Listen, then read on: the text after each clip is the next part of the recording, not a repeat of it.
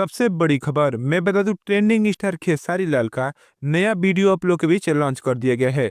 कल इसका टीजर आप लोग के बीच लॉन्च किया गया था। आज इसका फुल वीडियो आप लोग के बीच लॉन्च कर दिया गया है। बहुत शानदार और बहुत प्यारा वीडियो आप लोग के बीच लॉन्च किया गया है। इसी पर आज हम बात करने वाले हैं। आपका स्वागत है हमारे चैनल में। लास्ट तक वीडियो देखते रहिएगा।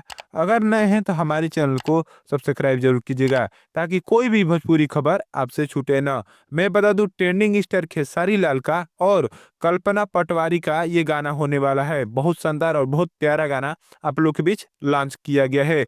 मैं बता दूं कि इस गाने को आर्या इंटरटेनमेंट से आप लोग के बीच लॉन्च कर दिया गया है।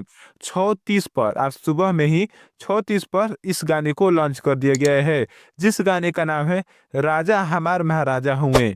बहुत प्यारा गाना, बहुत शानदार गाना आप लोग के बीच लॉन्च कर दिया गया है।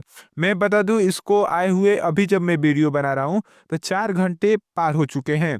और इस पर व्यू में बता दूं तो 2.3 लाख इस पर व्यू चला गया है और 63,000 इस पर लाइक चला गया है। और कमेंट की मैं बात करूं तो 6.1 हजार इस पर कमेंट गया है। और बहुत लोग इस पर कमेंट कर रहे हैं कि ये गाना 100 मिलियन पार जाने वाला है।